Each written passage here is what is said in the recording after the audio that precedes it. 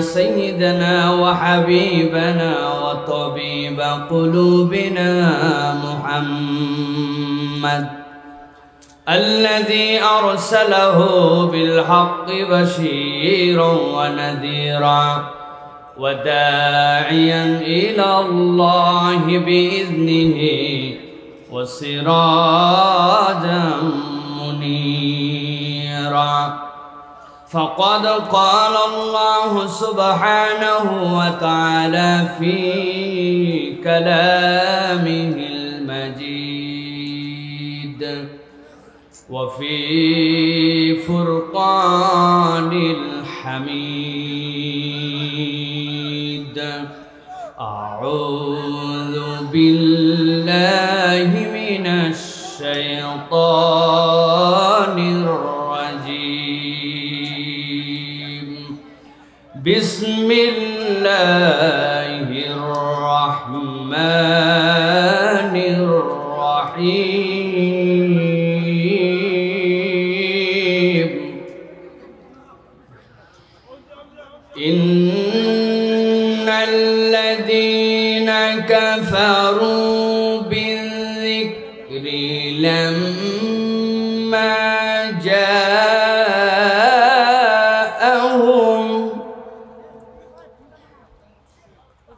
لما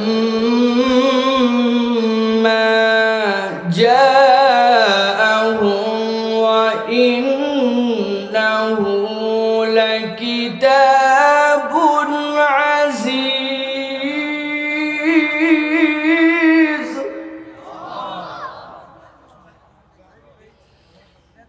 لا يأتيه الباطل من بين يديه ولا من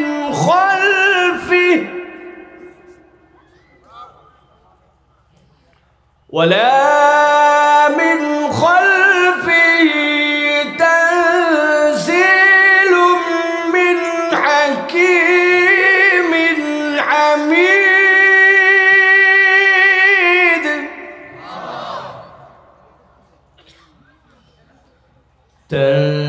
تنزيل من حكيم حميد. وقال الله سبحانه وتعالى آمرا ومخبرا للمؤمنين والمؤمنات إلى يوم القيامة: إن الله وملائكته يصلون على النبي يا أيها الذين آمنوا صلوا عليه وسلموا تسليما. اللهم صل على محمد وعلى آل محمد كما صليت على إبراهيم وعلى آل إبراهيم إنك حميد مجيد. اللهم بارك على محمد وعلى آل محمد كما باركت على إبراهيم وعلى آل إبراهيم إنك حميد مجيد. সকলকে একবার সালাম দিয়েছি, আরো একবার আপনাদের কাছে দোয়া পাওয়া এবং করার আশায় সালাম নিবেদন করি। আসসালামু আলাইকুম ওয়া রাহমাতুল্লাহ। আপনারা ভালো আছেন ভাই? ভালো আছেন আপনারা? ঠান্ডায় কি জমে গেছেন আপনারা? ভিতরে স্পিড আছে তো নাকি? প্রিয় ভাইয়েরা, আমরা কোরআনুল কারীম শোনার জন্য এখানে এসেছি। কোরআনের মহব্বতে এখানে আমরা সমবেত হয়েছি। কোরআন আমাদের হৃদয়ের মধ্যে এমন আনন্দ দিতে পারে যেই আনন্দ দুনিয়ার অন্য কোনো কিছুই আমাদেরকে দিতে পারে না, ঠিক কি না? আপনারা অনেক সমাবেশ দেখেন, আমি অনেক জায়গায় বলে থাকি, বাংলাদেশে প্রত্যেকটি সমাবেশ কোরআনের মাহফিল ছাড়া আয়োজন করতে হলে এখানে ব্যাপক খরচ করতে হয়। রাজনৈতিক সমাবেশগুলোতে কি পরিমাণ খরচ করতে হয় যারা আয়োজক আর যারা নেতা তারাই কেবল জানে, ঠিক কি না? লোক হাজির করার জন্য টাকা দেওয়া লাগে, পয়সা দেওয়া লাগে, খাবার দেওয়া লাগে, পকেট মানি দেওয়া লাগে, গাড়ি ভাড়া করা লাগে, গায়ের গেঞ্জি দেওয়া লাগে, মহিলাদের শাড়ি দেওয়া লাগে। তারপরে যাওয়ার পরে দেখবেন প্যান্ডেলের মধ্যে লোক খুঁজে পাওয়া যায় না। কিন্তু একমাত্র ব্যতিক্রম মাহফিল হচ্ছে কোরআনের মাহফিল। কোরআনের মাহফিলে এই মানুষগুলাকে অন্য কোনো কিছু দিতে হয় না, বরং মাটির বিছানাকে তারা গ্রহণ করে কেবলমাত্র কোরআনুল কারীমের আকর্ষণে। উল্টা অনেক সময় মাহফিলের সহযোগিতা করার জন্য পকেটের টাকা দিয়ে যাওয়া লাগে, দেয় না, উল্টা বের করে নেয়। তারপরেও কোরআনের মাহফিলে মানুষ আসে। এর কারণ কোরআনুল কারীম হচ্ছে জীবন্ত মুজিজা। কিয়ামত পর্যন্ত কোরআনের প্রতি ঈমান যার আছে তার এই আকর্ষণ থাকবে, ঠিক কি না? প্রিয় মুসলমান, এই যে কোরআন আমরা শুনতে আসি, কোরআন যে আমাদের কাছে এই শাশ্বত বিধান নিয়ে আসে, কি জন্য কোরআনের কাছে মানুষ আসে? কোরআনকে কেন মানুষ মহব্বত করে? কোরআনের কাছে আসলে কি পাওয়া যায়? এটা আমাদের অনেকের ধারণা পরিষ্কার নয়। যদি জিজ্ঞাসা করা হয় কোরআনের মাহফিলে আসলে লাভ আছে না নাই? ভাই, আপনাদের যাদের ক্ষুধা লাগছে তারা কথা বলবেন না, আর যাদের ক্ষুধা লাগে নাই তারা বলবেন মেহেরবানি করে কোরআনের মাহফিলে আসলে লাভ আছে না নাই? এই লাভ যে আছে এটা কম না বেশি? বুঝে থাকলে বলেন, যেই লাভ বেশি, যেই লাভ আছে, ওই লাভটা যে আছে এবং বেশি, এইটা কি আমরা বুঝে না না বুঝে? বুঝে। অনেককেই যদি দাঁড়িয়ে জিজ্ঞেস করা হয় কোরআনের কাছে আসলে কি লাভ হয় বলেন, অনেকেই মাথা নিচু করছে, হুজুর কারে ধরে আবার বিপদে ফেলায়। প্রিয় ভাইয়েরা, সব বিষয়ে আমাদের সম্মুখ ধারণা থাকলেও আমাদের আকীদা এবং ঈমানের অনেক বিষয়ে আমাদের ধারণা পরিষ্কার নয়, অথচ এই বিষয়টি আমাদের জানা উচিত, ঠিক কিনা?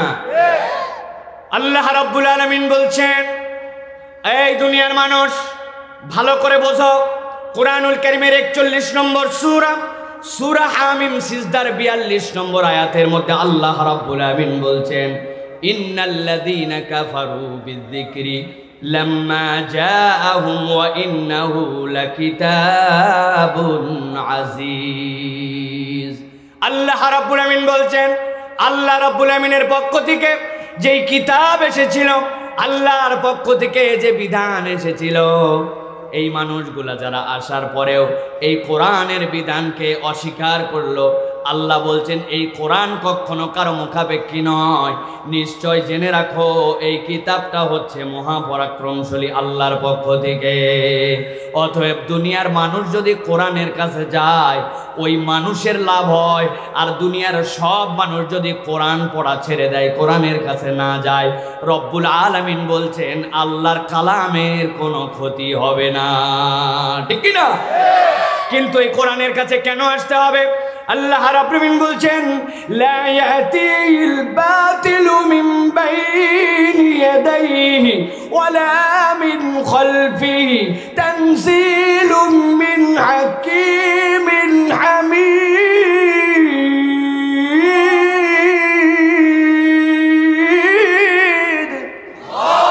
এই দুনিয়ার মানুষ, আল্লাহ রাব্বুল আলামিন চ্যালেঞ্জ দিলেন, লা ইয়াতিহিল বাতিল, এই যে কোরআন তোমাদেরকে দেওয়া হলো, যে কোরআন শোনার জন্য তোমরা আসছো, এই কোরআনের সামনে থেকে, পেছন থেকে, ডান থেকে, বাম থেকে কখনো কোনো বাতিলের মধ্যে প্রবেশ করতে পারবে না, কোরআনের মধ্যে অন্য কিছু ঢুকতে পারবে না।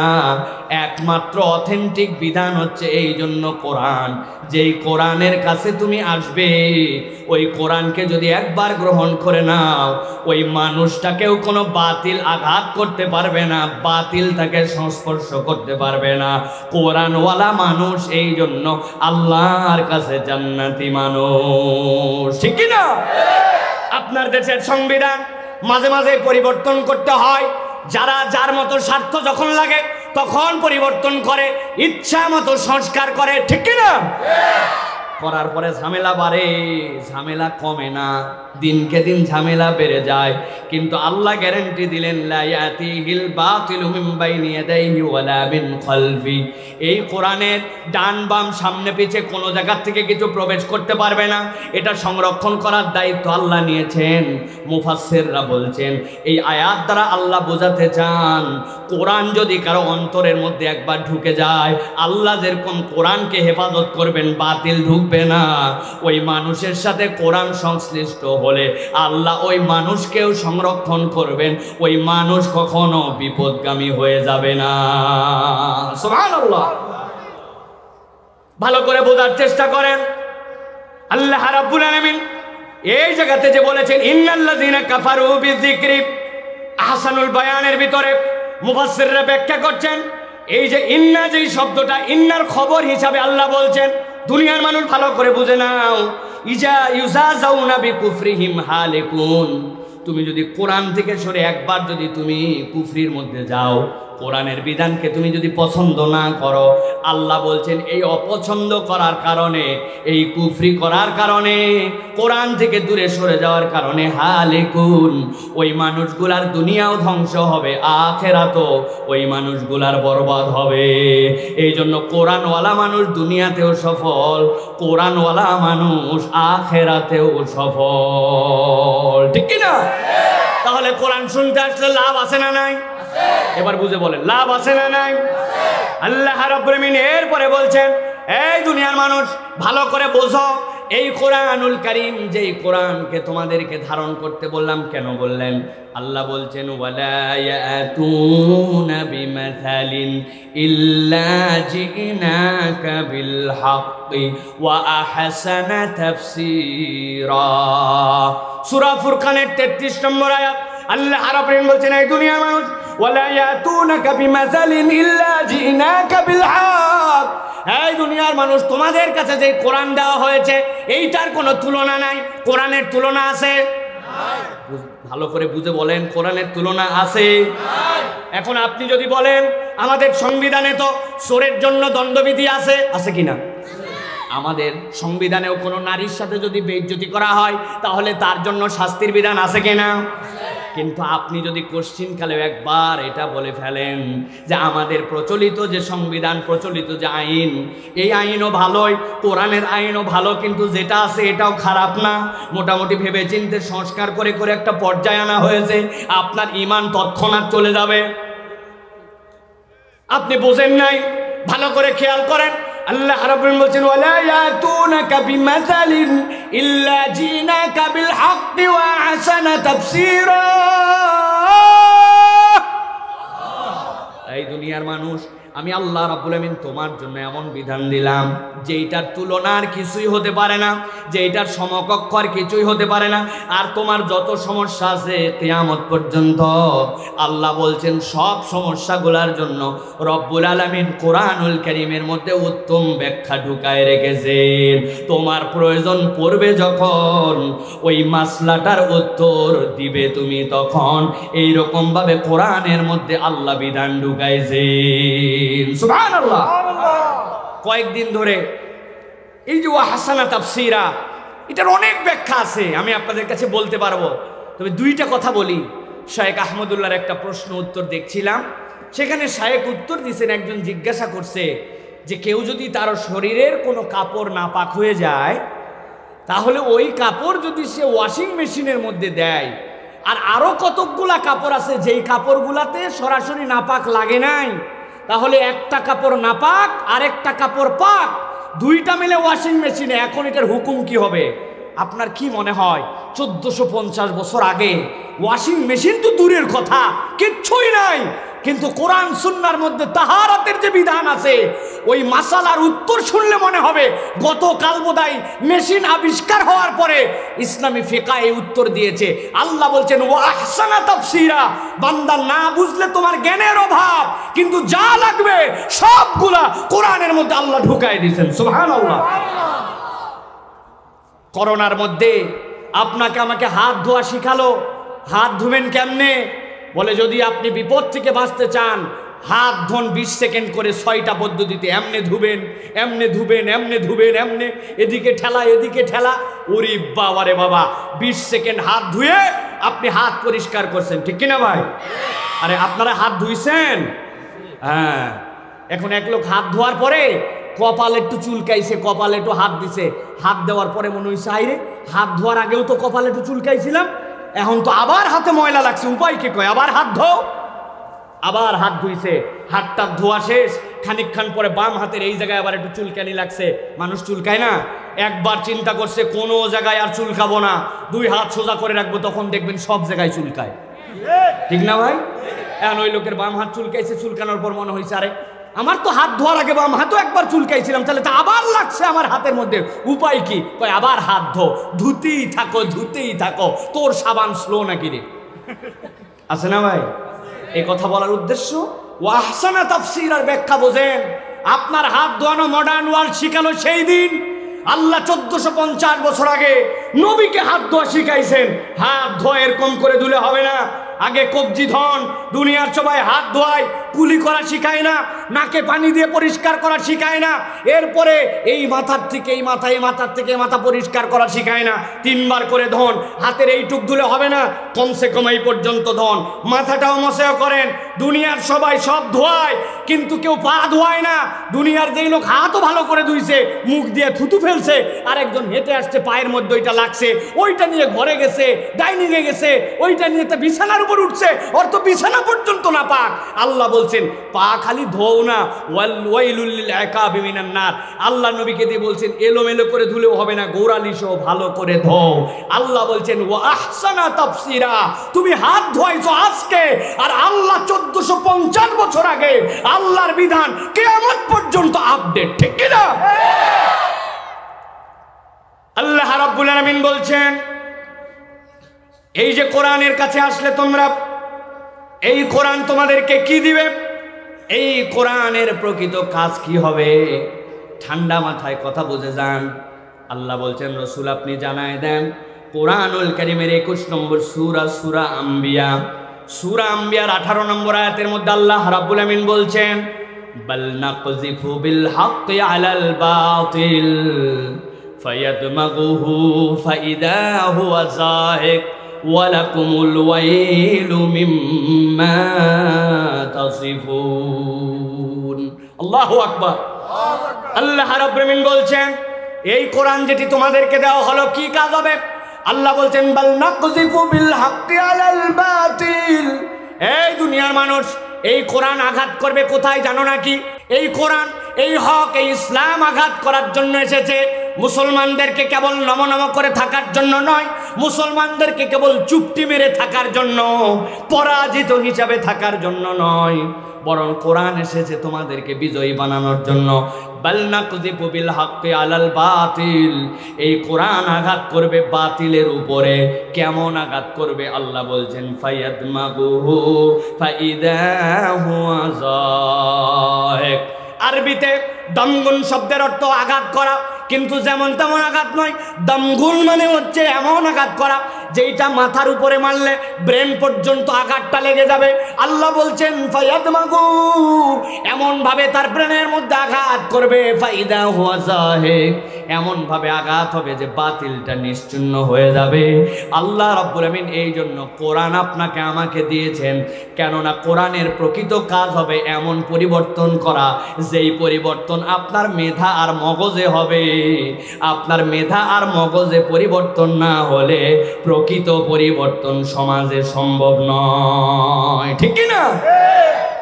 যেই লোকের অল্প একটুখানি প্রয়োজন, ওই প্রয়োজনে মসজিদের জুতা চুরি করে একজন, যদি একবার মসজিদের জুতা চোর ধরা পড়ে যায়, লাভ দিয়ে মানুষ চলে যায়। চলতো এত বড় সাহস, মসজিদের জুতা চুরি করতে আসছে, জুতা চোরের গণধোলাই দাও। আপনারাও আগায় যান না ভাই, আপনারাও গণধোলাই দেওয়ার জন্য লাভ দিয়ে উঠে চলে যান। জুতার দাম হয়তো 400, 500, 1000, 2000। এই লোকটাকে খবর নিয়ে দেখেন, অশিক্ষিত, পড়ালেখা জানে না, সর্বোচ্চ খোঁজ খবর নিয়ে দেখবেন, না হলে সে অ্যাডিক্টেড, কোনো না কোনোভাবে নেশাগ্রস্ত মানুষ। এই মানুষটা 500 টাকা, 1000 টাকা চুরি করলে মার দিতে যান, কিন্তু আপনি খবর নিয়ে দেখেন নাই কক্সবাজার থেকে ওই যে ঢাকা পর্যন্ত যে রেল লাইন হলো, এর রেল লাইনে কোন জায়গায় যে কত টাকার দুর্নীতি হয়েছে। ওই দুর্নীতি যারা করছে তারা একজনও জুতা চোর মার্কা লোক নয়, সবগুলা পড়ালেখা করা শিক্ষিত লোক। আপনার যে রাস্তা করার কথা ছিল, 1 নম্বর পাথর দিয়া, ওই জায়গায় পাথরের বদলে লাগাইছে ওই জায়গায় খোয়া। যেই জায়গায় দেওয়ার কথা ছিল ভিটামিন, ওই জায়গায় দিছে কেরোসিন। যেই জায়গায় দেওয়ার কথা ছিল মোটা মোটা রড, ওই জায়গায় দিছে। এখনো কক্সবাজারের লোক আপনি ভুলে আছেন ভাই, বাঁশ দেওয়া বাদ দিছে, এখন কঞ্চি দেয়, ঠিক না? আপনি একবার বুঝলেন না? যেই মানুষ এই কাজ করলো, এই মানুষগুলো একটাও অশিক্ষিত নয়, কিন্তু এত শিক্ষা থাকার পরেও পরিবর্তন হলো না কেন? আমার রব বলছেন ফায়াতমাগু ফাইদা হুয়া যাহিক ওয়ালাকুমুল ওয়াইলু মিম্মা তাসিফুন। এই দুনিয়ার মানুষ, কোরআন পরিবর্তন করবে তোমার ব্রেনে, কোরআন পরিবর্তন করবে তোমার মস্তিষ্কে। আমি কত জায়গায় উদাহরণ দেই, ভালো করে খেয়াল করেন। আপনাদের এলাকায় 2টা ছেলে গন্ডগোল লাগাইছে, মারামারি। 2 জনের মারামারির এক পর্যায়ে একজন আরেকজনের হাত ভেঙে দিছে। আমার কথা বুঝতেছেন আপনারা? হাত যেই না ভাঙছে, ওরে কক্সবাজার হাসপাতালে নিয়ে ভর্তি করছে। কক্সবাজার হাসপাতালে ভর্তি করার পরে ডাক্তার ব্যান্ডেজ ট্যান্ডেজ করে দেওয়ার পরে ডাক্তার বলছে আজকে রাতটা অন্তত হাসপাতালে থেকে যান, আগামীকালকে একটা ফাইনাল এক্সরে করে দেখা হবে ভিতরে ভাঙছে টাংছে নাকি। যদি কোনো ভাঙা যায় অপারেশন করা লাগবে, না হলে বিদায় আপনার জন্য। রাত্রেবেলা ব্যথা বাড়ছে, নার্স এসে তার জন্য একটা ইঞ্জেকশন দিয়ে ব্যথা কমাইছে। গলার মধ্যে তার কিন্তু ভাঙ্গা হাত। যেই না একটু ব্যথা কমছে, হাসপাতালে শুয়ে শুয়ে নিয়ত করছে, আল্লাহ যদি একবার হাতটা ঠিক করে আর একবার যদি আমার গ্রামে ফেরত যেতে পারি, যেই বেটা আমার 1 হাত ভাঙছে আল্লাহ বাঁচালে ওর 2 হাত। নিয়ত করতে পারে কিনা? আরেকজনের পা ভাঙছে, পা ভাঙার পরে ডাক্তার বলছে কক্সবাজার হবে না, পঙ্গুতে নিয়ে চলে যাও। ডাইরেক্ট পঙ্গু হাসপাতালে নিয়ে চলে গেছে। যাওয়ার পরে ডাক্তার অপারেশন করার পরে ওই পা নর্মাল ঠিক হবে না, 5 ইঞ্চি 5 ইঞ্চি 2টা ইট সাদা গস কাপড়ের মধ্যে বাঁধে পা দিছে টানা। রাত্রেবেলা টানা দেওয়া আছে, পা ব্যথায় টনটন, ইঞ্জেকশন একটা দিছে। যেই না ব্যথা একটু কমছে, ওই পঙ্গু হাসপাতালে শুয়ে শুয়ে ওই বেটা, যেই বেটা ঠ্যাং ভাঙ্গা একটা, কল্পনা করতেছে আর ভাবতেছে একবার খালি ঠ্যাং ভালো হোক আর একবার কক্সবাজারে ফেরত যাই। যেই বেটা আমার ঠ্যাং ভাঙছে, ওর 1 ঠ্যাং, ওর বাপের 1 ঠ্যাং, ওর ভাইয়ের 1 ঠ্যাং, 3টা না ভাঙলে আমি কক্সবাজারের মরদ না। আছে না? কিন্তু ভালো করে খেয়াল করেন, 2 জনের গন্ডগোল লেগে একজন একজনের মাথার মধ্যে একটা বাড়ি লাগাইছে। এমন বাড়ি মাথায় দিছে ওই ব্যক্তির হুঁশ নাই, কোমায় চলে গেছে। এরপরে তার একটা হাতও ভাঙছে, হয়তো পাও ভাঙছে, কিন্তু তার জ্ঞান নাই, হুঁশ নাই, হুঁশ নাই, জ্ঞান নাই। হাসপাতালের মধ্যে হাত ভাঙ্গা কি আর পা ভাঙ্গা কি? কার পা ভাঙবে আর কার হাত ভাঙবে? জ্ঞান যদি না থাকে, মাথা যদি তার ঠিক না থাকে, ওই ব্যক্তিকে একবার চিন্তা করতে পারবে ফেরত যাওয়ার পরে কি করব না করব, কেননা তার কোনো জ্ঞানই নাই, ঠিক কিনা? আমার আল্লাহ রাব্বুল আলামিন একটা কথা এই জন্য বলছেন, ও দুনিয়ার মানুষ, এই কোরআন কি জন্য দিলাম? বাল নাকযিবু বিল হাক্কি আলাল বাতিল ফায়াতমাগুহু ফাইদা হুয়া যাহিক ওয়া লাকুমুল ওয়াইলু মিম্মা তাসিফুন।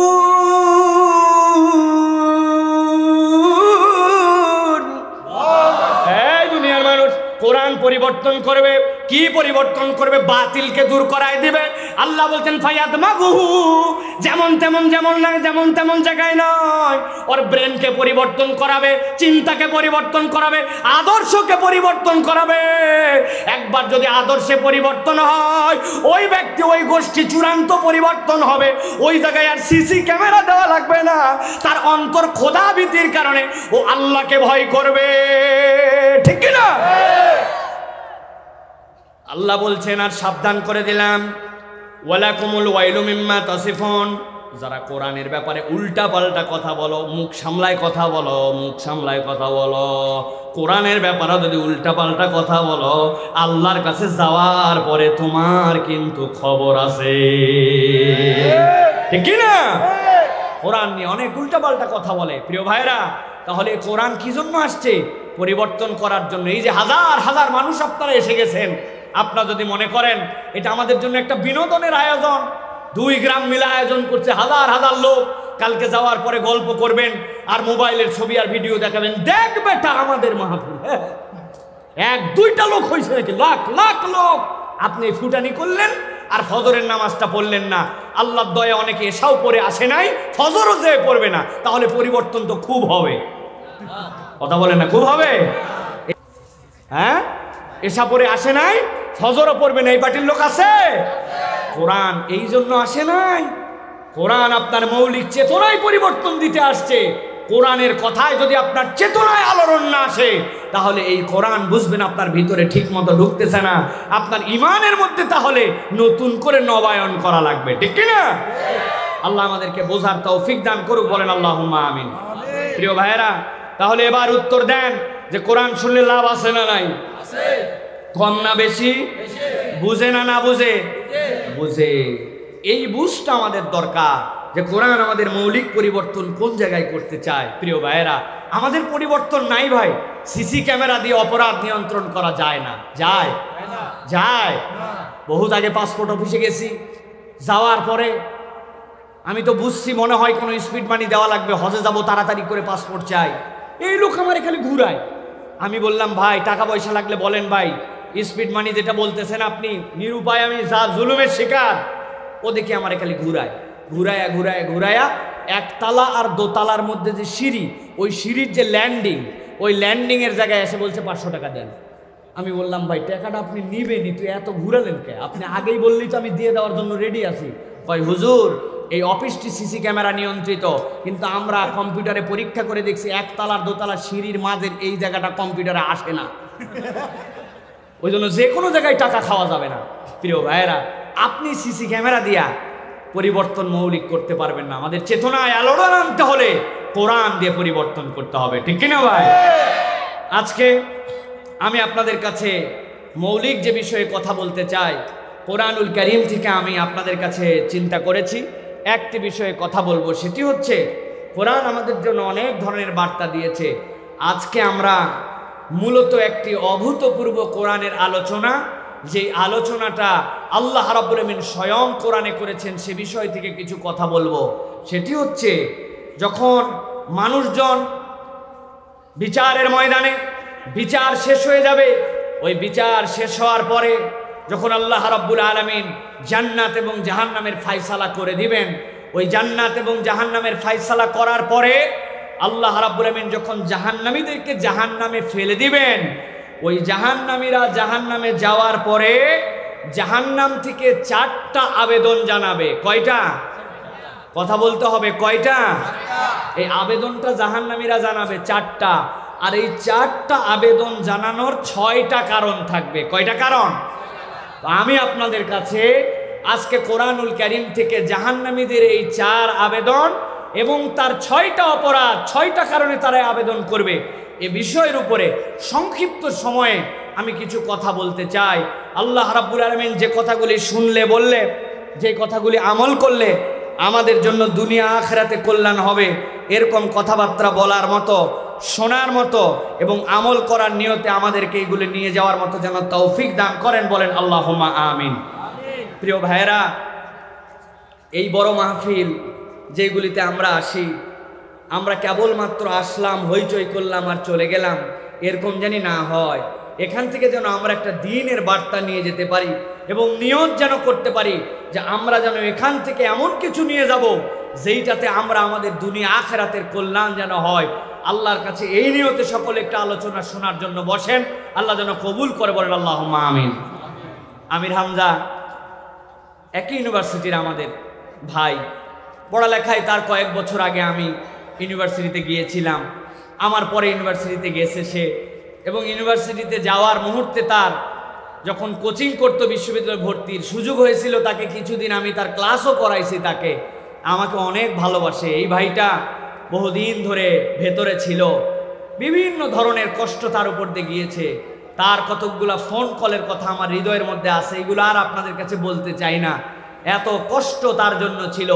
আজকে আল্লাহ রাব্বুল আমিন তাকে যে সম্মানিত করেছেন, কোরআনুল কারীমের জন্য এই সম্মান, এটা আপনারা অনুভব করতে পারছেন তো? যে জেল দিয়ে জুলুম দিয়া আটকায় রেখে কোনো মানুষের মর্যাদা কমানো যায় না। মর্যাদা যদি আল্লাহ বাড়াতে চান, ওই মর্যাদা ঠেকানোর মালিক দুনিয়ায় কেউ নাই, ঠিক কি না? অতএব প্রিয় ভাইয়েরা, আমরা যারা এসে গেছি, আমি অনুরোধ করব একটু দিল থেকে আপনারা কথা শুনেন। আপনারা কি আমার কথা বুঝতে পারছেন ভাই? আমরা যতক্ষণ কথা বলবো এই কথাগুলো শুনতে রাজি আছেন তো ভাই? কারা কারা রাজি আছেন দুইটা হাত উঁচু করেন, শক্ত করে দুইটা হাত তোলেন। টান টান করে তুলছেন? হয় নাই হাত তোলা, সোজা করে হাত তোলেন।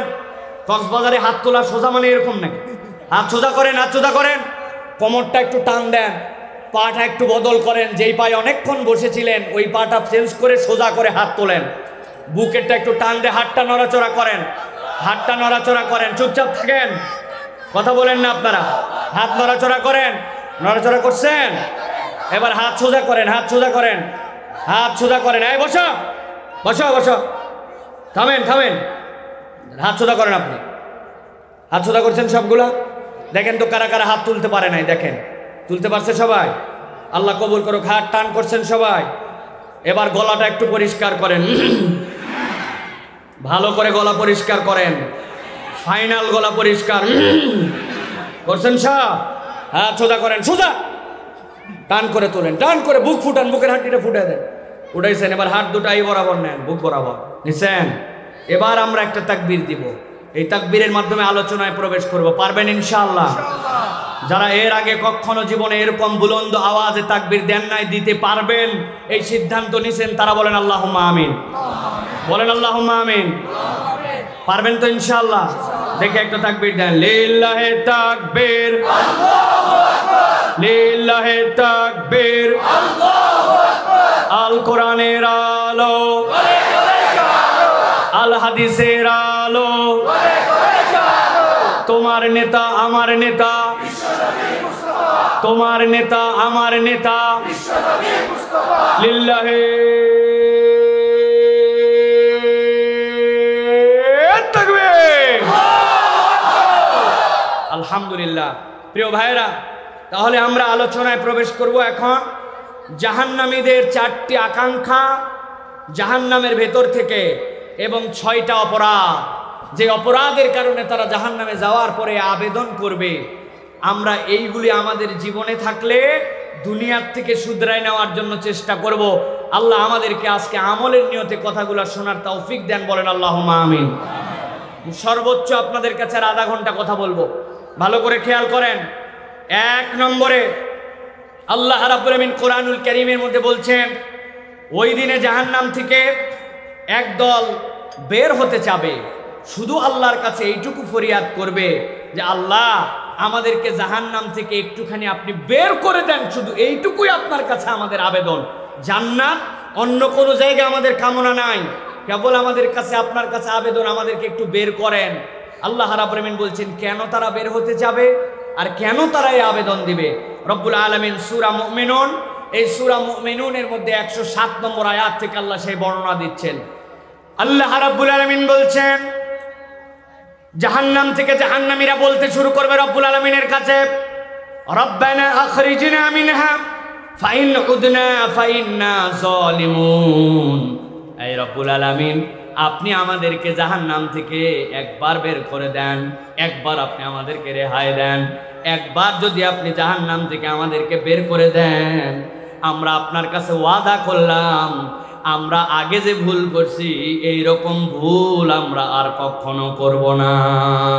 চিৎকার করে উত্তর আপনাদের কাছে শুনতে চাই, জাহান্নামে যাওয়ার পরে ওই ব্যক্তির কি আর দুনিয়াতে ফেরত আসার সুযোগ থাকবে?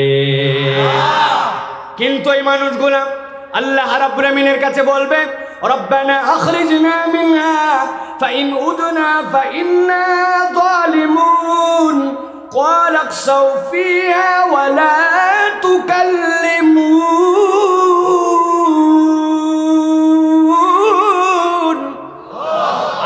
ফেরেশতারা তাদের কাছে বলবে, এই জাহান্নামীরা, খবরদার কোনো কথা বলবি না, একটুকু কথা বলবি না, সবগুলা চুপ হয়ে যাও, বরং তোমরা যে হীন অবস্থায় আছো এই হীন অবস্থায় জাহান্নামের মধ্যে থাকো।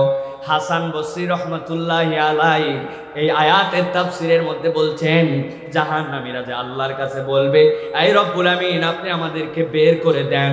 আল্লাহ তাদেরকে যেই বের করে দেন এটাও স্বাভাবিকভাবে বলতে দিবেন না, কেননা জাহান্নামের মধ্যে যাওয়ার পরে তাদের আর কথা বলার কোনো যোগ্যতা থাকবে না, বরং তারা ঘেউ ঘেউ করে কুকুরের মতো একটা শব্দ উচ্চারণ করবে।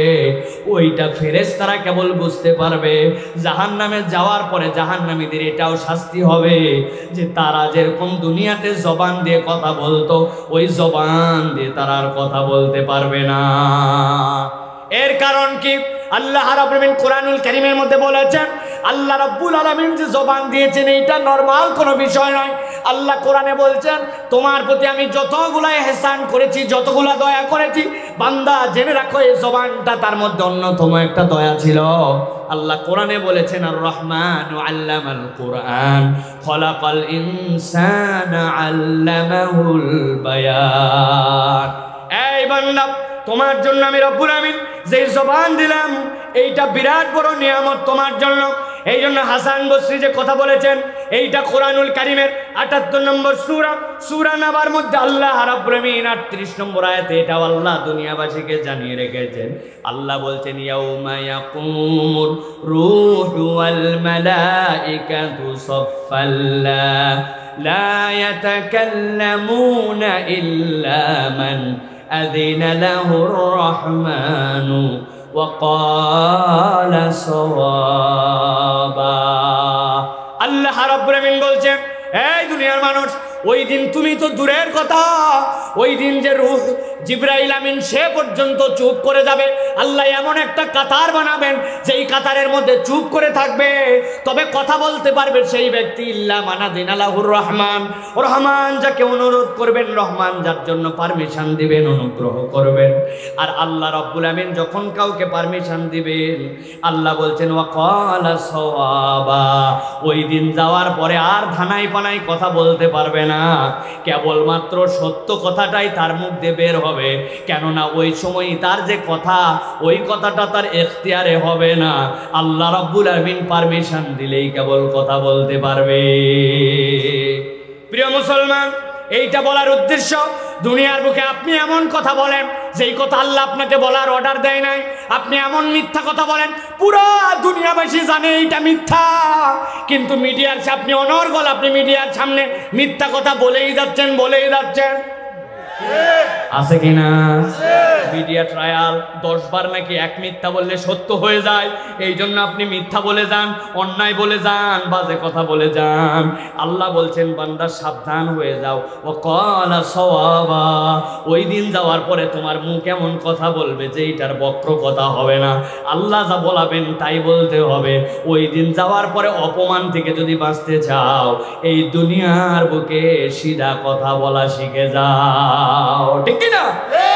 রব্বুল আলামিন বলছেন, তাহলে ওই জাহান্নামীরা আল্লাহ রব্বুল আমিনের কাছে বলবে, এ রব্বুল আমিন আমাদেরকে একটুখানি বের করে দেন, এবার যদি ফেরত যায় আমরা আর কখনো ভুল করব না। রব্বুল আলামিনের পরে বলছেন, দুনিয়াতে আরেক শ্রেণীর মানুষ ছিল, যেই মানুষগুলার সাথে বেয়াদবি করার কারণে আজকের দিনে যেই মানুষেরা জাহান্নাম থেকে একটু মুক্তি চাচ্ছে, ওদের এই পরিণতি হয়েছে। আল্লাহ রাব্বুল আমিন বলছেন, তারা কারা? আল্লাহ বলছেন, ইন্নাহু কানা ফারিকুম মিন ইবাদি ইয়াকুলুনা রাব্বানা আমান্না ফাগফির লানা ওয়ারহামনা ওয়া আনতা খায়রুর রাহিমিন। আমার আল্লাহ রাব্বুল আমিন বলছেন, যেই সময় মানুষগুলা বলবে, রব্বুল আমিন আমাদেরকে একটুখানি বের করে দেন জাহান্নাম থেকে, ভালো করে বোঝেন কেন বের হতে চাও। আল্লাহ এবার যাওয়ার পরে আমরা আর ভুল করব না। কি ভুল করছিলে তোমরা দুনিয়ায়? আল্লাহ বলছেন, ইন্নাহু কানা ফারিকুম মিন ইবাদি, নিশ্চয় দুনিয়ার মধ্যে কতক লোক আমার ছিল, আমার বান্দা ছিল। ইবাদি আয় মুতাকাল্লিম দিয়ে আল্লাহ নিজে বলছেন, এরা আমার লোক। কার লোক? ওরে বাবা রে বাবা, কক্সবাজারে কোনো লোক যদি কোনো একটা কমিশনারের সাথে ভাব থাকে তাহলে তার দাপটে চলা মুশকিল, এই উল্টো পাল্টা কথা বলবি না। চিনিস আমি কার লোক? কার লোক রে তুই? আমি কমিশনারের লোক। ও উল্টা বলছে বেকুব, আমারে চিনিস নাই, তুই যে কমিশনারের দাপট দেখাস, আমি ওই চেয়ারম্যানের লোক।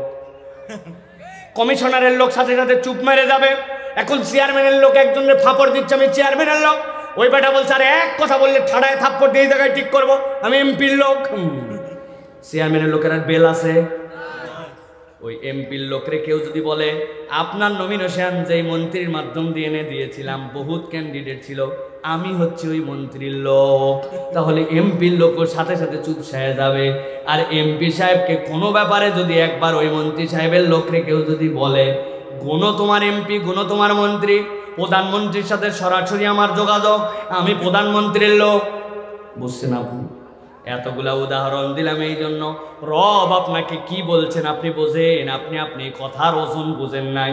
আল্লাহ বলছেন ইন্নাহু কানা ফারিকুম মিন ইবাদি, এই দুনিয়ার মধ্যে কতকগুলা লোক ছিল যারা আমার বান্দা। সুবহানাল্লাহ, সুবহানাল্লাহ। আল্লাহ রাব্বুল আমিন বলছেন ইয়াকুলুন, ওই মানুষগুলা বলতো, রব্বুল আমিন নিজে বলছেন রব্বানা, ওরা আমার কাছে বলতো হে আমার রব, আপনি আমাদের রব, যেহেতু আপনি আমার রব ফাগফির লানা, আমাদের চলতে ফিরতে ভুল হয় কিন্তু আমরা এই ভুল নিয়ে গর্ব করে চলাফেরা করি না, আমাদেরকে আপনি ক্ষমা করে দেন ওয়ারহামনা, আর আপনি আমাদের প্রতি দয়া করেন।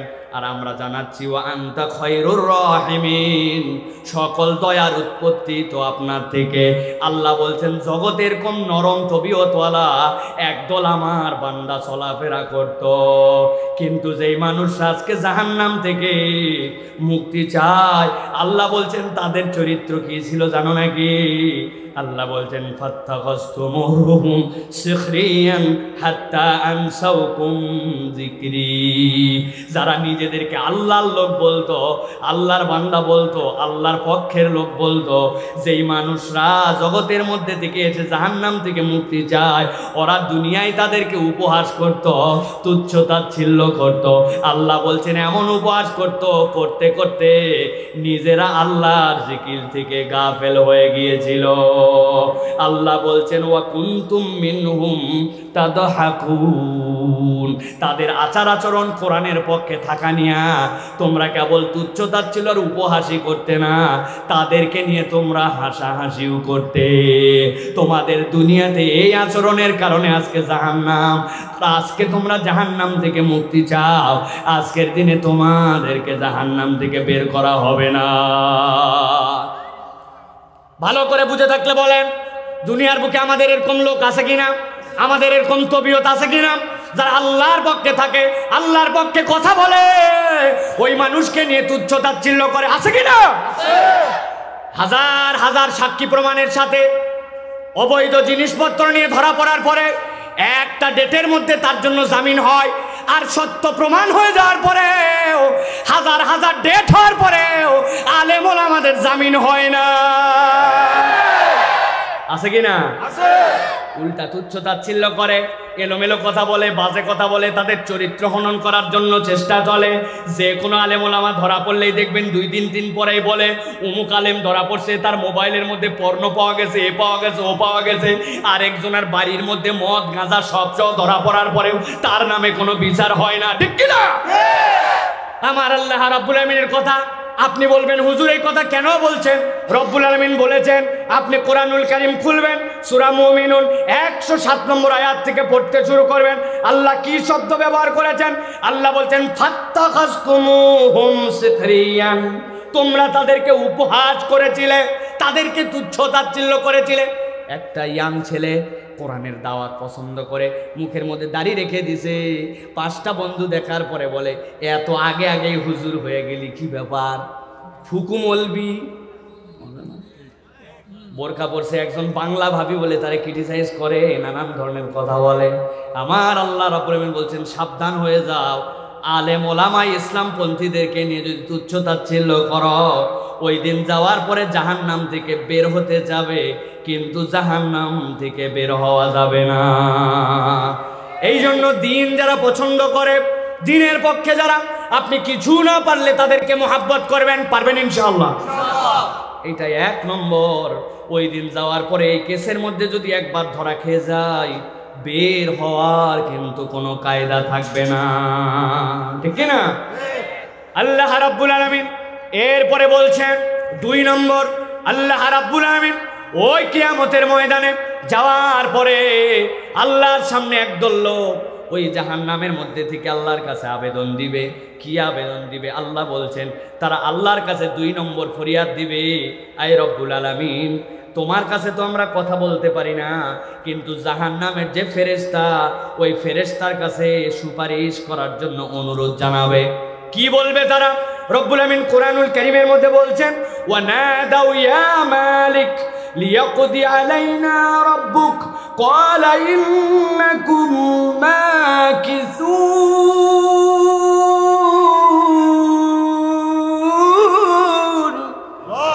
আমার আল্লাহ রাব্বুল আমিন বলছেন ওই লোকগুলা জাহান্নামের যে ফেরেশতা, ওই ফেরেশতার নাম মালিক, ওই ফেরেশতা যে জাহান্নামের গার্ড হিসাবে দায়িত্ব পালন করবে, তার কাছে আসার পরে বলবে তোমার কাছে ছোট্ট একটা আবেদন আছে। ও মালিক, ফেরেশতা একটু শোনো, কি বিষয়? বলছে তোমার কাছে একটা আবেদন, তুমি আল্লাহর কাছে আমাদের হয়ে একটা সুপারিশ করো। কি সুপারিশ? লিয়াকদি আলাইনা রাব্বুক, তোমার রব যেন আমাদের উপর একটা চূড়ান্ত ফয়সালা করে দেন, আমাদেরকে যেন মৃত্যু দিয়ে দেন। আমরা আর এখানে থাকতে চাই না, আমাদের যা সাজা হয়েছে এই সাজাটা আমাদের জন্য কঠিন হয়ে গেছে, সুপারিশ একটুখানি আল্লাহর কাছে করো, আমাদের জন্য যেন জীবনকে সংহার করে দেওয়া হয়, জীবনটা যেন আমাদের জন্য শেষ করে দেওয়া হয়। আল্লাহ রাব্বুল আলামিন বলছেন, ও বান্দা, তোমরা কি জানো না ওই হাসরের ময়দানে আসার পরে তোমরা আজকে যে মৃত্যু চাচ্ছ, ওই হাসরের ময়দানে আসার পরে মৃত্যুকে জবাই করে দেওয়া হয়েছে, এই জায়গাতে আর তোমাদের জন্য জীবন মৃত্যুর খেলা নাই। রব্বুল আলামিন কোরআনুল কারীমের মধ্যে বলেছেন, ইন্না আনযারনাকুম আযাবান করিবা ইয়াওমা ইয়ানজুরুল মারউ মা কদ্দামাত ইয়াদাহু ওয়া ইয়াকুলুল কাফিরু ইয়া লাইতানি কুনতু তুরাবা। আমার আল্লাহ বলছেন, মুসনাদ আহমদের হাদিসের মধ্যে নবীজি ব্যাখ্যা করছেন, আল্লাহ রাব্বুল আলামিন হাসরের ময়দানে সব গরু ছাগল উট ভেড়া যতগুলো আছে সবগুলাকে ময়দানে হাজির করছেন। আপনার বাড়ির যে ছাগলটা ছিল ওই ছাগলটার শিং উঠে গিয়েছিল, শিং উঠার কারণে একসাথে আরেকটা ছাগল তার সাথে চলাফেরা করে, ওইটার শিং ওঠে নাই, শিং ওঠে নাই জন্য যেইটার শিং উঠছে ওইটা দিয়ে ওই ছাগল ওই গুতা দিছে মাঠের মধ্যে খাইতে খাইতে। নবীজি বলছেন আল্লাহ রব্বুল আলামিন সব প্রাণীগুলাকে দাঁড় করাবেন, দাঁড় করানোর পরে রব্বুল আলামিন ওইটার বিচার করবেন, যেইটার শিং ছিল না ওইটার শিং উঠাই দিবেন, দেওয়ার পরে বলবেন তুই এবার গুতা লাগা। ও যেই না গুতা দিবে, গুতা দেওয়ার সাথে সাথে আল্লাহ রব্বুল আলামিন বাংলা বরাবর করবেন, বরাবর করার পরে রব্বুল আমিন নির্দেশ দিবেন এখন সবগুলা মাটি হয়ে যাও, সবগুলা মাটি হয়ে যাবে। এই দৃশ্য দেখার পরে ওই কাফের মুশরিকের দল যারা জাহান্নামের মধ্যে আজকে কঠিন পরিস্থিতির মধ্যে ওরা আল্লাহর কাছে বলতে শুরু করবে, ইয়া লাইতানি কুনতু তুরাবা, এই রব আজকে যদি আমরা মাটি হয়ে যেতাম। রব্বুল আমিন বলছেন তারা রব্বুল আলামিনের কাছে এই আবেদন দিবে, যেই না এই আবেদন দিবে আল্লাহ তাদেরকে ফেরেশতাদের দ্বারা জানাবেন আজকে যে তোমরা এখানে মৃত্যু চাও, এই জায়গায় তো কোনো জীবন নাই, মৃত্যু নাই, কিন্তু এই পরিণতিটা তোমাদের কেন হলো? আল্লাহ কোরআনুল কারীমের মধ্যে বলছেন, লাকাদ জিনাকুম বিল হাক্কি ওয়ালাকিন্না আকসারাকুম লিল হাক্কি কারিহুন। এই দুনিয়ার মানুষ, তোমাদের কাছে তো রব্বুল আমিনের পক্ষ থেকে একটা হক এসেছিল, আল্লাহর পক্ষ থেকে তোমাদের কাছে রব্বুল আমিনের যে দিন এসেছিল, ইসলাম এসেছিল, কিন্তু দুনিয়ায় থাকতে বড় বেশি পণ্ডিতি করেছিলে, ওই পণ্ডিতি করে তোমরা আল্লাহর ওই সত্যকে অপছন্দ করেছিলে। ওই দুনিয়ার বুকে সত্যকে অপছন্দ করার কারণে আজকে জাহান্নামে এসেছো, আবার জাহান্নামে আসার পরে মৃত্যু চাও, জাহান্নামের মধ্যে কোনো মৃত্যু নাই, তোমাদের যে শাস্তি দেওয়া হয়েছে এই শাস্তি তোমরা ভোগ করতেই থাকো।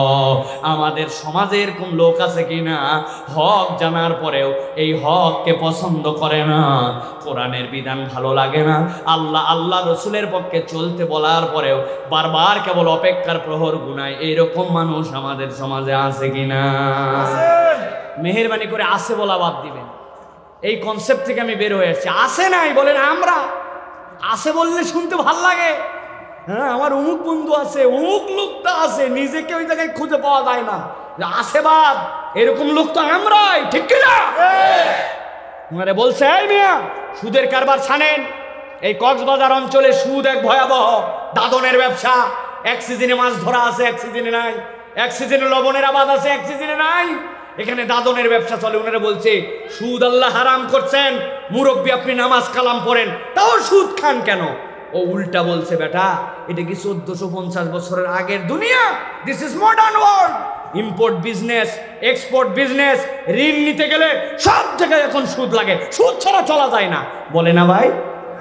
বেটা তুমি ইম্পোর্ট এক্সপোর্টের যে কারবার দেখাও ওটা ব্যাংক পর্যন্ত গেছে, কিন্তু তুমি ব্যক্তিগতভাবে যে দাদনের কারবার করো, ব্যক্তিগতভাবে যে সুদে টাকা লাগাও, এখান থেকে তোমার বেঁচে থাকতে সমস্যা কোথায়, ঠিক কিনা?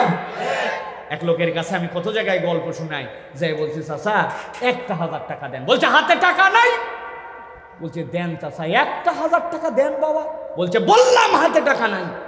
খানিকক্ষণ পরে বলছে আপনি ভুল বুঝছেন আমাকে, মনে করছেন এমনি এমনি 1000 টাকা নিব। আজকে কি বার?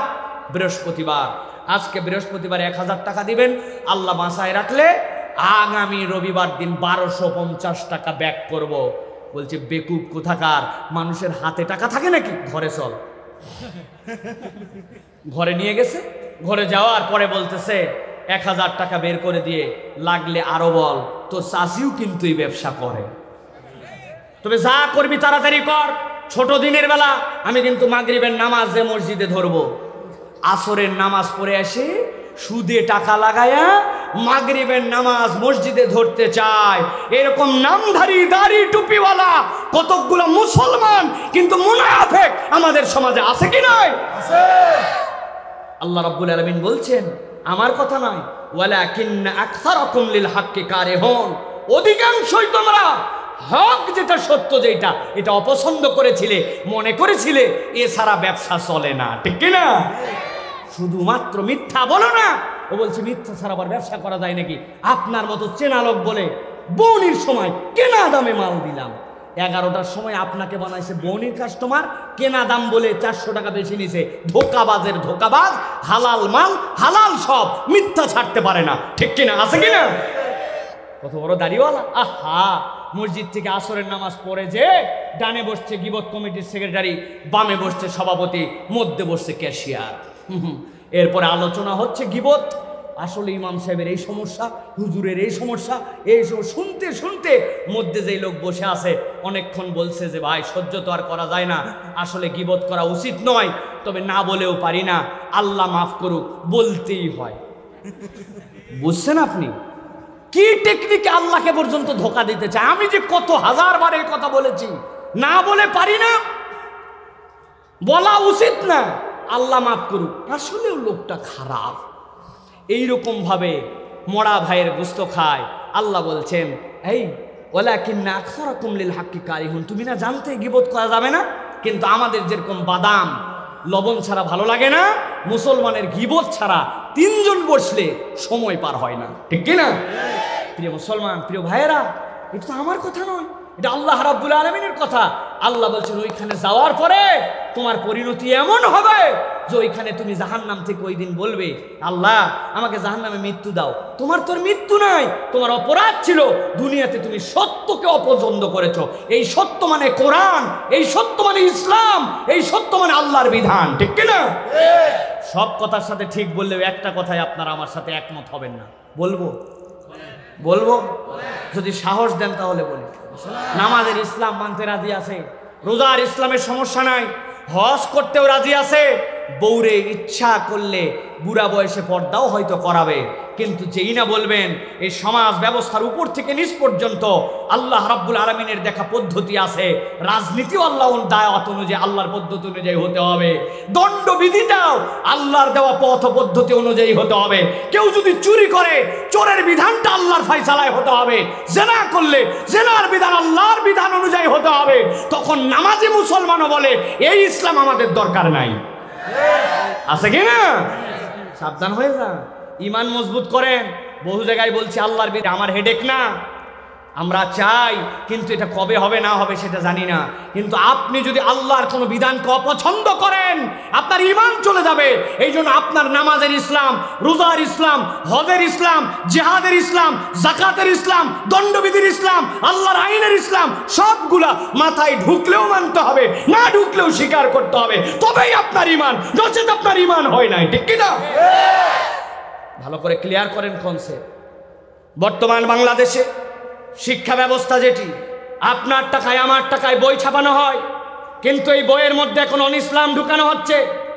আপনাকে আমাকে বোকা ভেবে তারা ট্রান্সজেন্ডার ইস্যু আপনার আমার মধ্যে হিজরা নামে চালানোর পায়তারা করতেছে। আজ থেকে 1-2 বছর আগেও আমরা ট্রান্সজেন্ডার কাকে বলে জানতাম না, কিন্তু এখন এটা একটা বিরাট এজেন্ডা। আপনি সার্চ দিয়ে দেখবেন বাংলাদেশে একটা বিশ্ববিদ্যালয়, কতকগুলো এনজিও এইটাকে গিলানোর জন্য চেষ্টা করছে। তাদের প্রথম প্রচেষ্টা এটাকে লিবারেল করা, কিছু মানুষের কাছে এটা স্বাভাবিক করে তোলা। প্রক্রিয়াটা কি? প্রক্রিয়াটা চিন্তা করছে ট্রান্সজেন্ডার বললে তো মানুষ গিলবে না, হিজরা নামে বুঝায়। ট্রান্সজেন্ডার মানে ভালো করে বুঝে নেন, আপনি আপাতমস্তক একজন পুরুষ, আপনার চিন্তা চেতনা, আপনার সব কিছু অবয়ব সব পুরুষ, কিন্তু আপনি নিজে নিজে ঘোষণা দিয়েছেন আমি মহিলা। সমাজকে নাকি এটা মেনে নিতে হবে। এই জন্য সপ্তম শ্রেণীর বইয়ের মধ্যে তারা নতুন করে সংজ্ঞা নির্ধারণ করেছে। বলছে একজন মানুষের বর্ণ, গোত্র, শারীরিক অবকাঠামো এইগুলা দিয়া তার কোনো রকম আইডেন্টিটি হয় না, বরং হওয়ার সময় সকলে সমান হয়। আস্তে আস্তে বড় হওয়ার পরে সে পুরুষ হয় অথবা নারী হয়। কথা কি তাই? আপনি কি কখনো মাঝে মাঝে এরকম যেহেতু হয় না, আপনি কি আপনার কোনো স্ত্রীর বদলে আপনি সন্তান ধারণ করছেন? সন্তান ধারণ না করেন, স্ত্রী ব্যস্ত থাকার কারণে মাঝে মাঝে তো সন্তানকে আপনার বুকের দুধ খাওয়াইছেন, খাওয়ার নাই না? তাহলে আমরা হওয়ার পরের থেকে আমাদের আইডেন্টিটি ক্লিয়ার। আল্লাহ বলছেন ইন্না খলাকনাকুম মিন যাকারি ওয়া উনসা, আমি পুরুষ আর নারী করে তোমাদেরকে সৃষ্টি করেছি। কোনো একটা মানুষ প্রতিবন্ধী হতে পারে, পুরুষের দিকে পূর্ণ নয়, নারীর দিকে পূর্ণ নয়, কিন্তু কাছাকাছি। ওর নাম হিজরা, কিন্তু ট্রান্সজেন্ডার নামে ইসলামে কিছু নাই।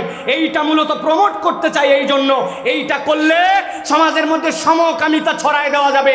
ছেলে ছেলে বিয়ে করবে, মেয়ে মেয়ে বিয়ে করবে, এর দ্বারা ইসলামের তাহজিব তামাদ্দুন দূর করে দিবে।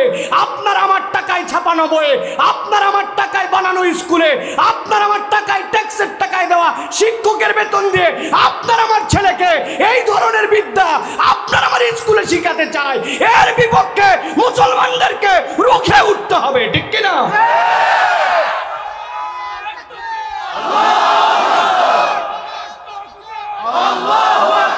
শুধু তাকবীর দিলে হবে না, থামেন, কথা বোঝেন। এটা গরম ওয়াজ নয়, এটা বোঝার বিষয়। কোনোদিন তো 7-এর বই খুলে দেখেন নাই, আপনার ছেলে মেয়েই তো এটা পড়তেছে। সেখানে তাদেরকে শেখানো হবে। আমি ছিলাম আগে শরীফ আহমেদ, কিন্তু আমি কিছুদিন পরে দেখলাম আমার ভাল লাগে না, আমার মেয়ে হতে মন চায়, মেয়ে মেয়ে, এই জন্য আমি নাম পরিবর্তন করে এখন আমি হয়েছি শরীফা। এটা বানানো কোনো কথা বলছি না, সপ্তম শ্রেণীর বইয়ের মধ্যে সামাজিক বিজ্ঞানের মধ্যে এটা ঢুকানো হয়েছে। আপনার আমার ছেলেদেরকে এইভাবে, এই সত্যেও যেই সত্য ইসলাম দিয়েছে সেখান থেকে দূরে সরানোর এজেন্ডা চলতেছে। এখন যদি সতর্ক না হন, এমন দিন আসবে কান্নাকাটি করবেন, কিন্তু আপনি এখান থেকে আর বেরোতে পারবেন না। সরকার এটাকে সমর্থন দেওয়ার জন্য অলরেডি আইন উপস্থাপন করার মতো সিদ্ধান্ত নিয়েছে যে এইটাকে নাকি মেনে নিতে হবে। প্রিয় ভাইয়েরা, আমেরিকার মতো জায়গাতে 90 বছর লাগছে এইগুলাকে গিলায় আজকে তার সমাজে যে রন্ধ্রে রন্ধ্রে আজকে বিপদ, সেই বিপদ আপনার আমার উপরে চাপায় দিতে চায়। একদল এজেন্ডা নিয়ে দৌড়াদৌড়ি করে, আপনারা অবাক হবেন আরো শুনলে। প্রিয় ভাইয়েরা, যে তারা এই কার্যক্রম যেগুলি ঘটাচ্ছে, এই কার্যক্রম করার সময় তারা কি বলে, যে যেই সকল হিজরা, এই হিজরাদের নাকি যে স্বাস্থ্য পরীক্ষা হয়, সাম্প্রতিক একটা নিয়োগের ক্ষেত্রে 12 জন হিজরাই নয় ধরা পড়ছে। তারা ধরা পড়ার কারণে তাদেরকে স্বাস্থ্য পরীক্ষায় বাতিল করে দেওয়া হয়েছে, যে তারা তো পুরুষ, ভুয়া হিজরা। এরকম করে তারা সমাজে এইগুলা ঢুকাতে চায়। প্রিয় ভাইয়েরা, আল্লাহ আমাদেরকে এই সকল ফিতনা থেকে হেফাজত করুক, আল্লাহুম্মা আমিন। লিল্লাহে তাকবীর, হয় নাই? লিল্লাহে তাকবীর, লিল্লাহে তাকবীর। আলহামদুলিল্লাহ, আহলান সাহলান মারহাবান। আমাদের প্রিয় ভাই আমির হামজা আলহামদুলিল্লাহ চলে আসছে, মাশাআল্লাহ। আপনারা বসেন, আমি এক্ষুনি শেষ করে দেব ইনশাআল্লাহ। কথা বলবে ইনশাআল্লাহ। কোথায় আমরা কই বসতে দেন, বসতে দেন।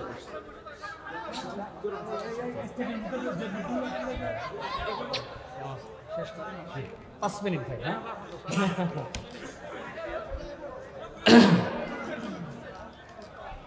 প্রিয় ভাইয়েরা, আলহামদুলিল্লাহ বলেন। আলহামদুলিল্লাহ। এটা খুশির আলহামদুলিল্লাহ। আলহামদুলিল্লাহ। আলহামদুলিল্লাহ বলেন। আলহামদুলিল্লাহ। আল্লাহ রাব্বুল আলামিন কবুল করুক। আমিন। আমাদের ভাই এসে গেছে আলহামদুলিল্লাহ। আমি এক্ষুনি শেষ করে দেব ইনশাআল্লাহ। তবে 5 মিনিট তার কাছে বলেছি। আমি যে এই 2টা পয়েন্ট বলেছি আর 2টা পয়েন্ট আছে, একদম সংক্ষেপ করে বলে দেব। জাহান্নামে যাওয়ার পরে ওই মানুষগুলো আল্লাহ রাব্বুল আলামিনের কাছে মুক্তির বার্তা আল্লাহর কাছে চাইবে, কিন্তু আল্লাহ তাদেরকে মুক্ত করবেন না, উল্টা তার কারণ আল্লাহ রাব্বুল আলামিন জানিয়েছেন। 3 নম্বরে জাহান্নামীরা জাহান্নামে যাওয়ার পরে আল্লাহর কাছে বলবে রব্বুল আলামিন, একদিনের জন্য আমাদেরকে একটু ছাড় দাও। আল্লাহ রাব্বুল আলামিন কুরআনুল কারীমের সূরা গাফিরের মধ্যে বলছেন, ওয়াকাল আল্লাযীনা ফিন-নারি লিখাযানাতি জাহান্নাম দুউ রাব্বাকুম ইউখাফফিফ আন্না ইয়াওমান মিনাল আযাব। ও জাহান্নামীরা জাহান্নাম থেকে বলতে শুরু করবে, যারা জাহান্নামের দায়িত্ব আছো, তোমরা রব্বুল আমিনের কাছে একটা ফরিয়াদ দাও, আমাদের জন্য একদিনের জন্য যেন একটু আযাবটা কমায় দেওয়া হয়। ইউখাফফিফ লানা, একবারে মুক্ত করে দেওয়া নয়। খাফিফা মানে হচ্ছে, খাফিফ মানে হচ্ছে একটু দুর্বল করে দেওয়া হয়। একবারেও মুক্তি চাই না, যে রেঞ্জে আমাদের প্রতি আযাব হয় ওখান থেকে একটুখানি একদিনের জন্য কমায় দেওয়া হয়। এই কমায় দেওয়ার জন্য আবেদন করবে। আল্লাহ বলছেন সাথে সাথে তাদেরকে ওই ফেরেশতারা যারা জাহান্নামের দায়িত্বে থাকবে তাদেরকে বলবে, তোমরা যে একদিনের জন্য আযাব কমায় নিতে চাও, কিন্তু আল্লাহ রাব্বুল আমিন এই আযাব তোমাদেরকে কেন দিচ্ছেন তোমাদেরকে জানাতে বলছেন। সাথে সাথে তারা আল্লাহর পক্ষ থেকে বলতে শুরু করবে, ক্বালু আওয়ালাম তাকু তা'তিকুম রুসুলুকুম বিল বাইনাত ক্বালু বালা ক্বালু ফাদউ ওয়া মা দুআউল কাফিরিন ইল্লা ফি দালাল।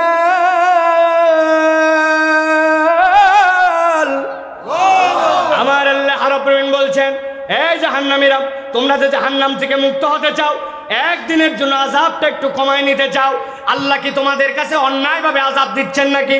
অপরাধ কি ছিল? আল্লাহ বলছেন, ক্বালু আওয়ালাম তাকু তা'তিকুম রুসুলুকুম বিল বাইনাত, আমি কি তোমাদের কাছে সুস্পষ্ট বিধিবিধান সহ রসুলকে প্রেরণ করি নাই? আমার নবীকে তোমাদেরকে আগে জানাই নাই? তোমরা যদি এই পরিণতির মধ্যে আসো, এই রকম অবস্থা যদি তোমরা আল্লাহর বিধান আসার পরেও না মানো, কি পরিণতি হতে পারে? আল্লাহ কি তোমাদেরকে জানান নাই? আল্লাহ কুরআনুল কারীমের মধ্যে সূরা ফুরকানের 27 নম্বর আয়াতের মধ্যে এর সাপোর্টে নবীর দ্বারা কথা বলায় নিয়েছেন। আল্লাহ বলছেন, ওই দিন যাওয়ার পরে একদল লোক সবচেয়ে বড় বিপদের মধ্যে থাকবে। আল্লাহ বলছেন, তারা কারা?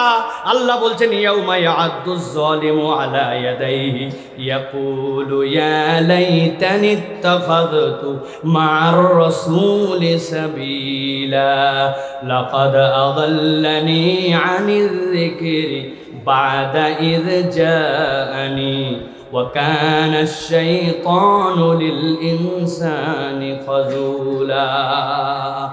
এক শ্রেণীর জালেম নিজের হাতের মধ্যে নিজে কামড় দিবে। কোথায় দিবে? আপনাদের কার সাধ্য আছে দেখি তো একটু হাতের মধ্যে কামড় দিয়ে একটা আঙ্গুল আমারে দেন তো, পারবেন ভাই?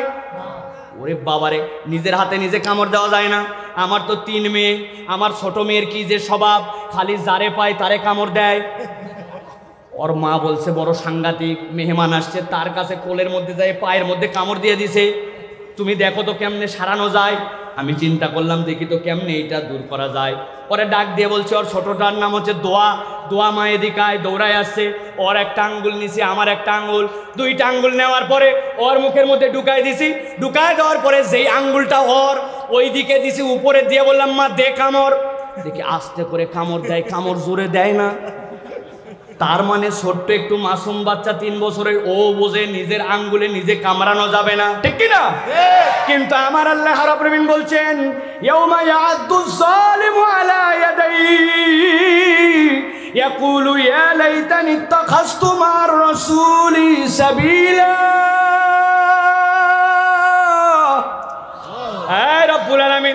আজকের দিনে আমরা যদি রসুলের সাথী হইতাম, আল্লাহ নবী যেভাবে আমাদেরকে চলতে বলেছিলেন, যেই হক বার্তা দিয়েছিলেন, ওইটা অস্বীকার করার কারণে আজকে জালেম হয়ে গেছি আমরা। তারা নিজের হাতে নিজে কামড় দিয়ে দিয়ে আফসোস করবে। আল্লাহ বলছেন ওই দিনের আফসোসে তোমাদের কোনো দাম নাই। আল্লাহ এই জন্য তাদেরকে বলে দিচ্ছেন, ক্বালু আওয়ালাম তাকু তাতিকুম রাসূলুকুম বিল বাইয়িনাত। তোমাদের কাছে দাওয়াত আসছিল কিনা? রসুল কি সুস্পষ্ট বিধান আনে নাই? আল্লাহ তাদের মধ্যে বলাই নিবেন, ক্বালু বালা। তারা বলবে হ্যাঁ আল্লাহ, নবী আসছিলেন, বার্তা আসছিল, আলেম ওলামা বহুবার আমাদেরকে বুঝাইছে, হাজার হাজার মাহফিল হয়েছে, কিন্তু আমরা কথা কানে নেই নাই। আল্লাহ বলছেন ক্বালু ফাদউ, ডাকতে থাকো ডাকতে থাকো, ওয়ামা দুআউল কাফিরিনা ইল্লা ফি দলাল। আজকের দিনে যারা জাহান্নামে গেছে তাদের এই ডাক ব্যর্থতা ছাড়া আর কিছু নয়। তাহলে আজকের মাহফিল থেকে শপথ নেন, নবীর সুন্নাত নবীর বিধান যদি জেনে যান আর কোনোভাবে সেইটা ত্যাগ করা যাবে না, ঠিক কি না? তাহলে আজকের মাহফিল থেকে দাড়ি রাখবো না কাটার সিদ্ধান্ত নিয়ে যাব। ভালো করে বুঝে বলেন, দাড়ি রাখবো না কাটবো? কতদিন ওলামায়ে কেরাম বলে গেল, মা আসফালা মিনাল কাবাইনি ইজারি ফিন্নার, তোমার টাকনুর নিচে যা গেল ওইটা জাহান্নামে যাবে। হাজার দিন শোনার পরেও টাকনুর উপরে কাপড় ওঠে না, ঠিক কি না? কারণ কি? কারণ ও বোঝে নাই যে আল্লাহ কোরআনে এমন একটা সাংঘাতিক আয়াত দিয়েছেন, ভালো করে খেয়াল করেন, ওয়া ইন্নাকা লা আলা খুলুকিন আযীম। আলেম ওলামা বুঝবেন ওয়া ইন্নাকা কেন আসলো, লা আলা লাগে কিনা এই জায়গায়, আলা খুলুকিন আযীম। প্রিয় মুসলমান, অনুরোধ করে বলছি ভালো করে বুঝেন, কলিজাটা জুড়ায় দিয়া অন্তরটাকে খুলে দিয়ে বোঝেন। বারবার বলতেছি আপনাদের কাছে এই কথা, আপনার দোকানদারি আপনি করেন, ধান চাল যে আপনি মাপেন, আপনার জন্য বাটকারা আছে। কেউ যদি বলে আমি একটা অর্ধেক ইট ভেঙে আমার একদিকে শেরপাল্লায় তুলে দিছি, এটাই ঠিক আছে, এই ওজনে আপনি মাপ নেন। আপনি বলবেন কমও নিতে চাই না, বেশিও নিতে চাই না, কিন্তু খবরদার আমাকে ওজনের যে অরিজিনাল মাপ ওইটার মাপে আপনাকে আমার জিনিস দিতে হবে, ঠিক কি না? ওয়া ইন্নাকা লা আলা খুলুকিন আযীম, এইটার সবচেয়ে সংক্ষিপ্ত তাফসীর হচ্ছে নবী হচ্ছেন আপনার আমার জন্য আদর্শের মানদণ্ড। নবীর তরিকা অনুযায়ী হলে আল্লাহর কাছে গ্র্যান্ড হবে, আর নবীর তরিকা অনুযায়ী না হলে দুনিয়ার সবাই যদি তার পক্ষে থাকে আল্লাহর কাছে তার কোনো দাম নাই, ঠিক কি না? অতএব সুস্পষ্ট বিধান আসার পরে এইটার কোনোভাবে অমান্য করা যাবে না। অনেক কথা আছে, সর্বশেষ 4 নম্বর আল্লাহ রাব্বুল আমিন বলছেন জাহান্নামীরা জাহান্নামের মধ্যে থেকে একটা আবদার করবে। কি আবদার করবে? আল্লাহ বলছেন ওয়ানাদা আসহাবুন নারি আসহাবাল জান্নাহ আন আফিদু আলাইনা মিনাল মাই আও মিম্মা রাযাকাকুমুল্লাহ। শুকায় গেছে আমাদের বুক, হয়রান হয়ে গেছে জাহান্নামে থাকতে থাকতে, আমরা অল্প একটু তোমাদের কাছে চাই। মুফাসসিররা ব্যাখ্যা করছেন কিভাবে জান্নাতীদের কাছে জাহান্নামীরা এটা চাবে। তাফসীর ইবনে আশুরের ভিতরে আল্লামা ইবনে আশুর রাহমাতুল্লাহি আলাইহি বলছেন সব জান্নাতীরা জাহান্নামীদেরকে সর্বক্ষণ দেখতে পাবে না, কিন্তু কতকগুলা ভিউ পয়েন্ট থাকবে, কতকগুলা এমন জায়গা থাকবে করিডোরের মতো, যেই জায়গা থেকে জান্নাতীদেরকে জাহান্নামীরা দেখতে পাবে। দেখার পরে ওই জান্নাতীদেরকে দেখে জাহান্নামীরা ফরিয়াদ করবে। এইটাও জান্নাতীদের জন্য একটা সুখের বিষয় হবে। তাদের পরিণাম কি আল্লাহ দেখানোর জন্য ওই জাহান্নামকে দেখাবেন, জাহান্নামীদেরকেও বুঝাবেন তো তোমাদেরকে যা বলা হয়েছিল না মানার কারণে কি অবস্থা। তারা বলবে ও জান্নাতীরা কিচ্ছু চাই না, নাফিদু আলাইনা মিনাল মা, তোমাদের তো পানির কোনো অভাব নাই। তাহতিয়াল আনহার, নহর 1 বছর, নাহারান 2 বছর, আনহার জমায় তাকসির, এইটার পরিমাণ কত জানি না। ওখান থেকে একটু পানি দাও আর একটু আমাদের জন্য খাদ্য দাও, আমাদের ছাতিগুলা শুকায় গেল। আল্লাহ রাব্বুল আমিন বলছেন ক্বালু ইন্নাল্লাহ হাররামাহুমা আলাল কাফিরিন। জান্নাতীরা বলবে তোমাদের জন্য অল্প একটু পানি, অল্প একটু যেটা চেয়েছো, আমাদের অজস্র থাকার পরেও জাহান্নামীদের জন্য আল্লাহ এটা হারাম করেছে।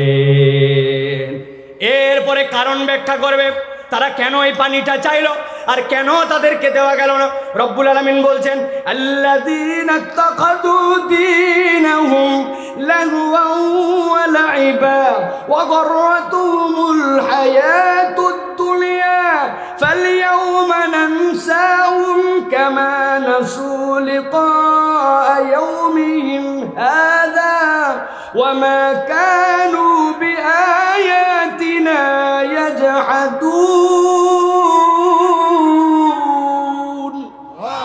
আমার রব্বুল আমিন বলছেন তাদেরকে বলা হবে তোমাদের অপরাধ ছিল তিন ধরনের আল্লাযীনা ইত্তাখাযু দীনাহুম লাহওয়া ওয়া লাইবা তারা তাদের দিনকে খেল তামাশা মনে করেছিল যতটুকু আমার মন পছন্দ হয় ততটুকু পর্যন্ত ইসলাম পালন করি বিয়ের মধ্যে ইজাবার কবুল আমার মেয়ের বিয়েতে আছে আবার গান বাজনাও আছে ইজাবার কবুলের সাথে দেনমোহর লোক দেখানো আছে আবার কৌশলে যৌতুক খাওয়াও আছে হাজী সাহেব আপনাদের কিছু লাগবে নাকি দাঁতমি হাজী সাহেবরে উল্টা পাল্টা বলেন জামাইরা আছে তাদের সাথে কথা বলে নেন জামাই বলছে হাজী সাহেবকে আল্লাহ যা দিছে কিচ্ছু লাগবে না তবে আপনাদের মেয়েকে বিয়ে দেওয়ার পর ঢাকায় নিয়ে যাবে ওখানে যাওয়ার পরে বড় একটা স্কিম যদি দেন আপনার মেয়ে দেখবে বড় একটা ফ্রিজ দিলে আমাদের এলাকার থেকে ছোট ছোট মাছ টাছ ধরে দিলে ওখানে আপনার মেয়ে রাখবে ইয়ামাহা এফজেডএস দিলে আপনার মেয়েকে নিয়ে ঘুরবে ওরা বলছে বুঝে ফেলছে আপনাদের আসলে কোনো চাহিদাই নেই আছে না আল্লাহ বলছেন বিয়ের মধ্যে ইজাবার কবুলের ইসলাম মানছ কিন্তু আল্লাহর বাকি যে বিধান আছে ওইগুলা মানো নাই দিনের প্রত্যেকটা ক্ষেত্রে আমাদের জীবনে এরকম আছে আল্লাহ বলছেন তোমরা এই দিনকে এরকম করে গ্রহণ করেছো খেলতামাশা ওয়া গররাতহুমুল হায়াতুদ দুনিয়া আর দুনিয়ার মধ্যে এমন মোহে ঢুকেছো দুনিয়ার পরিচিকায় তোমরা আক্রান্ত হয়ে গিয়েছিলে আল্লাহ বলছেন ফালিয়াউমা নানসাহুম কামা নাসু লিকা ইয়াউমিহিম হাদা তোমরা যেরকম আল্লাহর সাক্ষাৎ ভুলে গিয়েছিলে আল্লাহ আজকে তোমাদেরকে ছেড়ে দিবেন ওয়া মা কানু বিআয়াতিনা ইয়াজহাদুন প্রিয় মুসলমান আমার কথা শেষ আমি আর কথা বাড়াবো না চারটা পয়েন্টে আপনাদের কাছে বলেছি আবার স্মরণ করায় দেয় জাহান্নাম থেকে বের হতে যাবে কিন্তু আল্লাহ বের করবেন না তার অপরাধ থাকবে ওই দিন দুনিয়ার বুকে যারা যারা আল্লাহকে মানে তাদেরকে তুচ্ছ তাচ্ছিল্য করবে যারা এদের পরিণতি হবে ভয়ঙ্কর দুই নম্বরে যেই মানুষগুলা মৃত্যু যাবে জাহান্নামের মধ্যে তাদের মৃত্যু আর আসবে না কিন্তু এই অপরাধ তাদের এই জন্য ছিল দুনিয়ায় আল্লাহর বিধান তারা নেয় নাই